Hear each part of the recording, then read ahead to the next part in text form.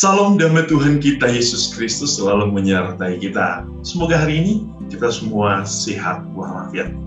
Kita berjumpa kembali dalam renungan harian Santet Penjiwaku.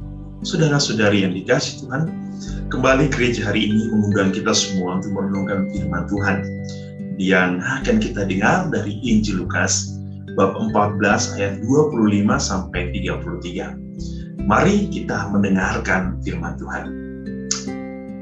Inilah Injil suci menurut Lukas.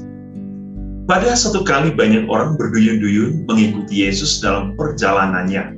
Sambil berpaling ia berkata kepada mereka, "Jikalau seorang datang kepadaku dan ia tidak membenci bapaknya, ibunya, istrinya, anak-anaknya, saudara-saudaranya laki-laki atau perempuan, bahkan nyawanya sendiri, ia tidak dapat menjadi muridku. Barang siapa tidak memikul salibnya dan mengikut aku, ia tidak dapat menjadi muridku. Sebab siapakah di antara kamu yang kalau mau mendirikan sebuah menara, tidak duduk dahulu membuat anggaran biayanya, kalau cukup uangnya untuk menyelesaikan pekerjaan itu?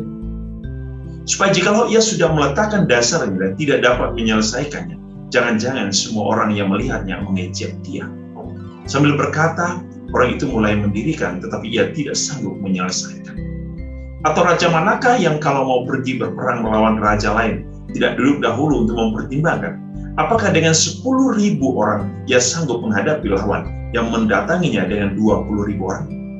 Jikalau tidak, ia akan mengirim utusan selama musuh itu masih jauh untuk menanyakan syarat-syarat perdamaian. Demikian pula lah, tiap-tiap orang di antara kamu yang tidak melepaskan dirinya dari segala miliknya tidak dapat menjadi muridku." Demikianlah sabda Tuhan. Terpujilah Kristus.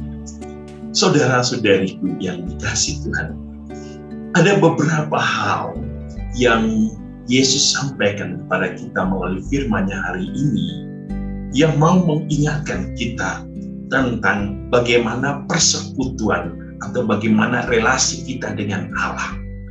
Pertama, Yesus mengingatkan kita bahwa Tuhan harus menjadi prioritas hidup kita. Maka Yesus mengatakan, "Kasihilah aku dengan segenap hati, jiwa, pikiran, akal budi, dan kekuatan." Yang berarti hidup kita pertama-tama harus memberikan prioritas kepada Allah, supaya Allah menjadi satu-satunya kekuatan hidup kita. Yesus hari ini mengundang bahwa penyerahan diri secara total kepada Allah dan mengandalkan Tuhan sebagai kekuatan hidupnya, sebagai rahmat ilahi yang harus dia miliki dalam hidupnya, merupakan satu-satunya hal yang utama dan pertama.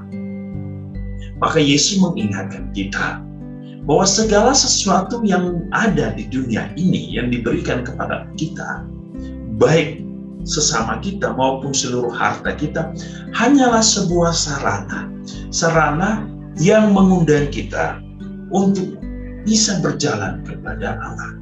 Semua harta yang kita miliki adalah sarana yang digunakan Allah supaya kita semakin cepat dan lancar dan kita bisa mudah untuk berelasi dengan Allah. Penyerahan diri secara total kepada Allah berarti tidak mengandalkan dunia, tetapi mengandalkan Allah sebagai satu-satunya hidup kita, andalan hidup kita. Dialah sumber rahmat ilahi, dialah sumber berkat bagi kita. Di luar itu, kita tidak memperoleh sesuatu apapun. Maka Yesus hari ini tentu mengingatkan kita, kalau kita sudah percaya kepada Allah, kalau kita sudah memiliki Allah, kalau kita sudah melakukan pengakuan iman kita kepada Allah, maka jalani itu dengan setia.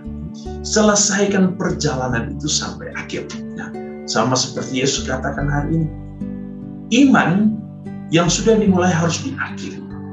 Jangan seperti orang yang membangun rumah tanpa perencanaan. Lalu ketika ia sudah membangun fondasi, ia tidak mempunyai budget. Lalu ia tidak bisa menyelesaikan pembangunan rumah. Iman kita pun begitu.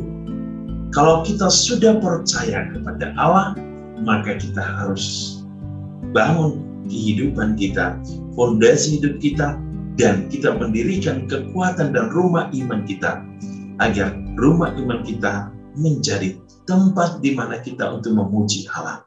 Dan perjalanan siaran kita harus berjalan sampai akhir. Saudara-saudari, mari dalam perjalanan hidup kita tentu yang dibutuhkan adalah keyakinan, kepercayaan, mengandalkan dan penyerahan diri kepada Tuhan. Kesetiaan dan ketaatan kepada Allah, kepada firman-Nya, itu menjadi suatu prioritas hidup orang beriman. Maka setiap orang yang mau memikul salibnya dan memandang salib Kristus sebagai kekuatan ilahi yang memberikan makna kekuatan bagi jalan hidupnya, maka ia memperoleh keselamatan. Semoga Tuhan Yesus hari ini menjaga kita, melindungi iman kita, menjauhkan kita dari segala bahaya, dan teristimewa menjauhkan kita dari kekuatan-kekuatan dunia yang merongrong iman kita. Tuhan Yesus mencintai kita dan memberkati kita. Dalam nama Bapa dan Putra dan Roh Kudus. Amin.